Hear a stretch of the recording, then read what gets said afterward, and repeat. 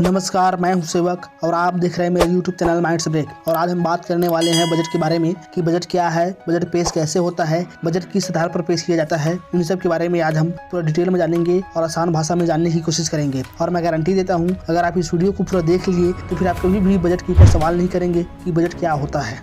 अभी 1 फरवरी को भारत की वित्त मंत्री श्रीमती निर्मला सीतारमण जी ने हमारे भारत का बजट पेश की है। आप लोगों में से बहुत सारे ऐसे लोग होंगे जिनको लगता है कि आप लोग बजट के बारे में नहीं जानते हैं, लेकिन मैं गारंटी देता हूं कि आप सभी लोग बजट के बारे में जानते हैं, लेकिन सिर्फ आप समझ नहीं पाते हैं। इस वीडियो को देखने के बाद आप पूरा समझ जाएंगे, इसीलिए वीडियो को पूरा जरूर देखें। और आप लोगों से निवेदन है कि चैनल को सब्सक्राइब जरूर कर दें और वीडियो को पूरा देखने के बाद करना, क्योंकि वीडियो को पूरा देखने के बाद ही पता चलता है कि वीडियो लाइक करने योग्य है या नहीं। और एक बात और, इस साल के बजट में आप लोगों ने अमृतकाल शब्द का उपयोग जरूर सुना होगा। अगर आप लोगों को मालूम है कि अमृतकाल शब्द का उपयोग क्या है या क्या मतलब है, कमेंट में जरूर बताइएगा। और अगर आप नहीं जानते तो वीडियो में बने रहे, हम अंत में जरूर बात करेंगे कि अमृतकाल शब्द का मतलब क्या होता है। बजट एक ऐसा शब्द है जिनका इस्तेमाल हम अपने दैनिक जीवन में हमेशा से करते आ रहे हैं। हमारे जीवन में पैसे की कमी को लेकर जब भी परेशानी आता है तब हम ये बात जरूर कहते हैं कि यार मेरा बजट गड़बड़ा गया है। और इस तरह से बजट शब्द का उपयोग हम अपने जीवन में कई बार करते हैं। जब आप किसी व्यक्ति से उधार लेते हैं और जब वह व्यक्ति आपसे अपना पैसा वापस मांगता है, तो अगर आपके पास पैसा नहीं होता तो आप यह बात जरूर कहते हैं कि यार इस बार मेरा बजट गड़बड़ा गया है,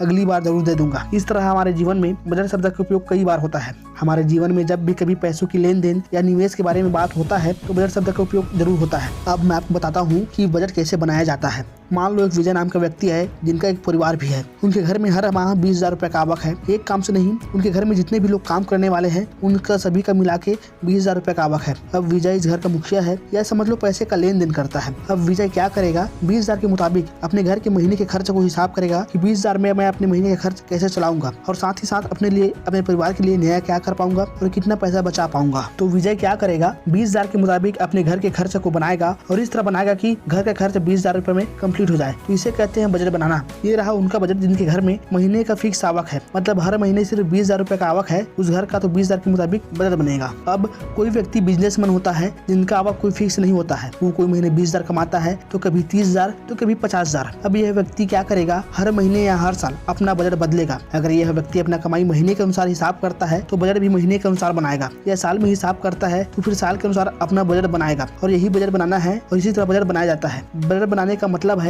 कमाई के अनुसार कमाई किए हुए पैसों को सुचारू रूप से खर्च करना ही बजट बनाना है। और जो लोग बजट नहीं बनाते हैं वो गर्त में चले जाते हैं, यानी बर्बाद हो जाते हैं, जिस तरह भी पाकिस्तान हुआ है। ये बड़ी अच्छी बात कही आप।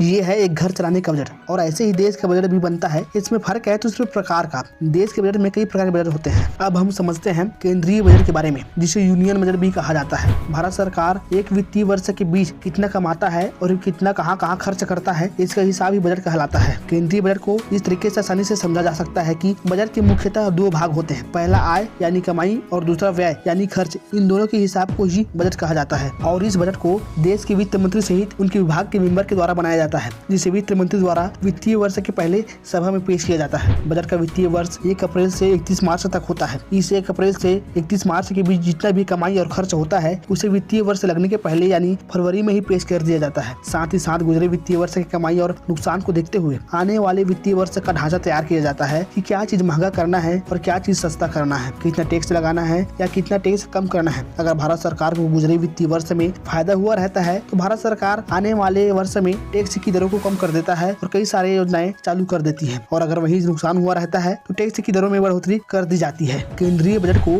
आसानी से समझा जा सके इसके लिए केंद्रीय बजट को 2 भागों में बांट दिया गया है। पहला पूंजीगत बजट और दूसरा राजस्व बजट। पहले पूंजीगत बजट को समझते हैं कि पूंजीगत बजट क्या होता है। पूंजीगत बजट में भी 2 भाग होते हैं, व्यय और आय यानी कमाई और खर्च। सरकार जहाँ डायरेक्टली पैसा लगाती है और वहीं से कमाती भी है, जैसे फैक्ट्री, सड़क, इनके टैक्स में सरकार पैसा वापस कमाती है, इसे पूंजीगत आय कहा जाता है। दूसरी ओर सरकार कमाए हुए पैसों को खर्च करती है जहाँ से कोई भी कमाई नहीं होती है, इसे ही पूंजीगत व्यय कहते हैं यानी खर्च कहते हैं। जैसे स्वास्थ्य सुविधा, उपकरण विकास और उच्च शिक्षा के लिए सुविधा देना, इन सारी योजनाओं को सरकार फ्री चलाती है, इसलिए यहाँ से कोई भी कमाई नहीं होता है, सिर्फ खर्च होता है, इसीलिए इनको पूंजीगत व्यय कहते हैं। और इन दोनों यानी पूंजीगत व्यय और पूंजीगत आय को मिलाकर ही पूंजीगत बजट बनता है। और अब राजस्व बजट को समझते हैं। सरकार को टैक्स देने और टैक्स लेने में जो कमाई और खर्च होता है इसे ही राजस्व बजट कहते हैं। इसमें भी 2 भाग होते हैं, राजस्व आय और राजस्व व्यय यानी राजस्व खर्च और राजस्व कमाई। सरकार के राजस्व आय यानी कमाई में income tax, sale tax, service tax और भी बहुत सारा टैक्स शामिल है जिनसे सरकार कमाई करती है। और राजस्व व्यय यानी खर्च का मतलब सरकारी सेवाओं पर खर्च करना होता है। जैसे सरकार कभी कभार ऋण माफी करती है या सरकारी किसी योजना में सब्सिडी देती है, यानी अपने सामान का कुछ पैसा लेती है और कुछ पैसा छोड़ देती है। जैसे लोन में कुछ % छूट होता है या किसी योजना में सब्सिडी दी जाती है, इसे ही राजस्व व्यय यानी खर्च कहते हैं। और राजस्व आय और राजस्व व्यय यानी कमाई और खर्च के हिसाब को ही राजस्व बजट कहते हैं। ये रहा बजट का पूरा विवरण। अगर आपके समझ में आया हो तो कमेंट में जरूर बताइएगा और आगे कभी किसी वीडियो में बजट के उद्देश्यों के बारे में भी जानेंगे। और जो इस साल बजट के साथ साथ अमृत काल शब्द का प्रयोग किया गया है उसका कुछ और मतलब नहीं बल्कि उनका मतलब शुभ मुहूर्त से है, यानी इस साल के बजट को